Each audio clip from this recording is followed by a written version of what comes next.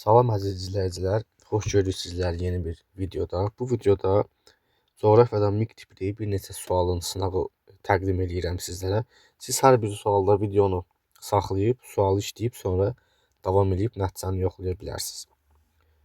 Başlayaq birinci sualdan. Şimal, cənub, şərq, qərb istiqamətində axan müvafiq çaylar. Siz indi videonu saxlayıb variantı seçib, sonra yenidən cavablara baxa bilərsiniz.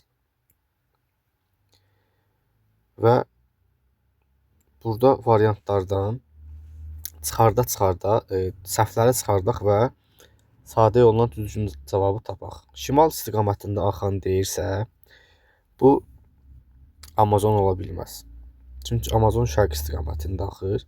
Makkenzi ola bilər, Ob ola bilər, Lena və Nil. Bunların hər biri ola bilər.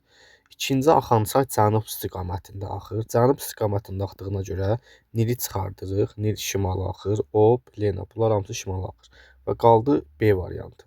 Yoxlayaq indi. Nil doğrudan da şimal istiqamətində axır Afrikadan. Volqa cənubda Xəzərə tökülür. Amazon şərq istiqamətində Atlantik okeana. Yukon isə Şimali Amerikada qərb istiqamətdən Sakit okeana tökülür. Birinci sualda düzgün cavab B variantı oldu. İkinci suala keçək. Qışda şose yoluna çevrilən çaylar. Burada qışda şose yoluna çevrilən çaylar əsasən Şimal Buzlu Okean hövzəsinə aid donan çaylardır. Bu da B variantı, Ob, Yenisey və Lena. A variantı niyə ola bilməz? A variantında Kür qışda donur. Amur, Mekong, C-də ola bilməz. Kolumbiya, Kolorado və Dunay. Yəni burada məntiq ondan ibarətdir ki, bu Şimal Buzlu Okeanının kitabda da qeyd olunub. 10-cu sinifdə əslində Ob, Yenisey, Lena qışda donduğu üçün şose yoluna çevrilir. Keçək növbəti suala.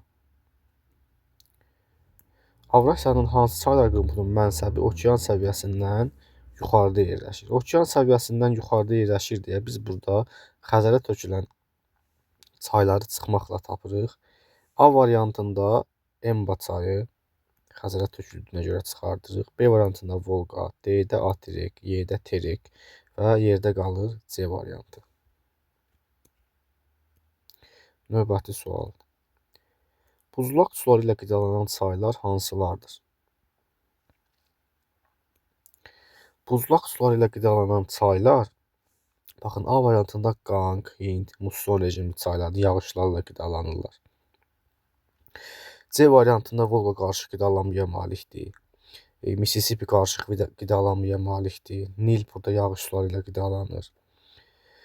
Y variantında Şari buzlaq suları ilə qidalanmır, axı düzən ərazilərdən keçdiyinə görə. Amma Amudarya, Sırdarya ola bilərdi. Qalır B variantı. Amudarya, Sırdarya Aral dənizinə tökülür. Tianşan və Pamir dağlarından başlayır buzlaqlarla qidalanır. Samur çayı Böyük Qafqazın zirvələrindən başlayır. Əsas qida mənbəyi buzlaqlardır. Qusar çayı da onun kimi. Düzgün cavab B variantı. Subekvatorial iqlim qurşağına aid olan çaylar. Subekvatorial iqlim qurşağına aid olan çaylar deyir. Məsələn, A variantında Kür subtropikdir. B variantında Amazon ekvatorialdan da keçir. Məsələn, Volqa ola bilməz. C variantında Niger subekvatorial, Parana ola bilər, amma Elba, Oder, Visla bunlar ola bilməz. Mülayimə düşür.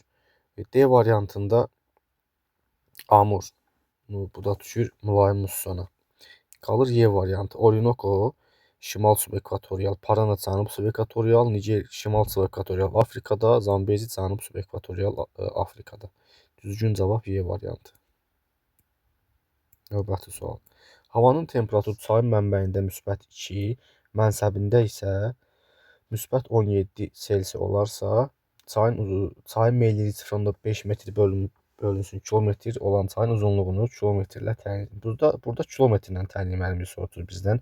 Mənbə ilə mənsəb arasında temperatur fərqi 17-12, 17-2, 15 Selsi edir. Bunu da hündürlüyə çevirəndə əgər 1000-ə 6 15-ə x, buradan da x bərabərdir 2500. Deməli, çayın düşməsi 2500-dür.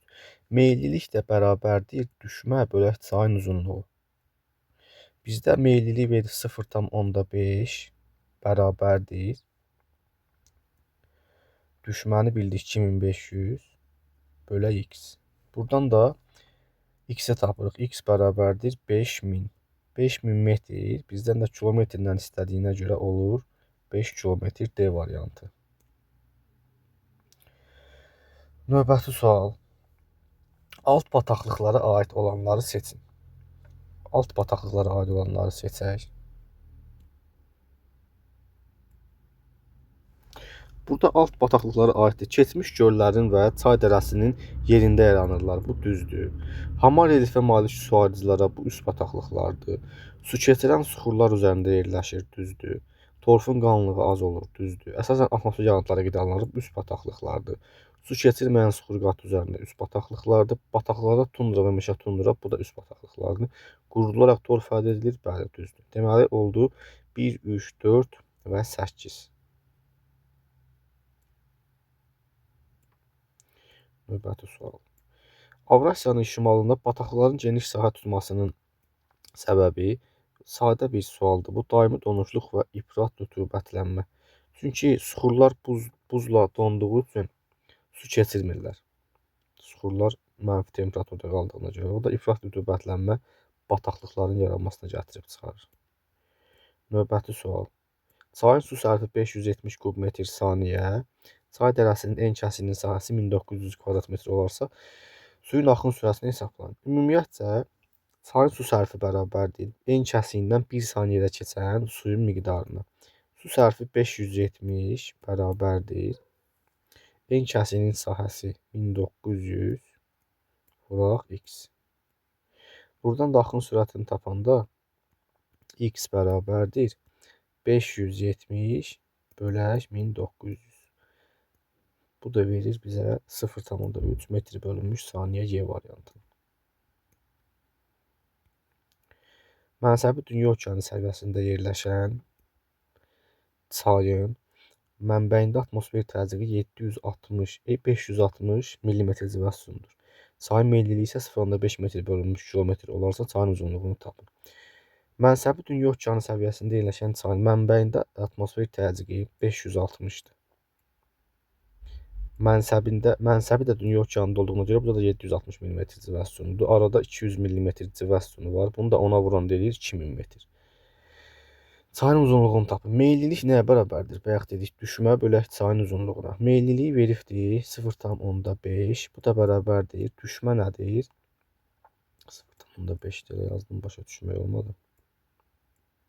0,5. Düşmə 2000. Uzunluq x. Bizə də çayın uzunluğunu tapmaq lazımdır. Elə bir buradan da x-i tapanda 0,5 bölək 2000-ə, bu da bizə verir 4000 kilometr. C variantı. Belə növbəti sınağın sonuna çatdıq. Əgər videomu bəyəndisə abunə olmağı, bəyənməyi və abunə olmağı unutmayın. Sağ olun.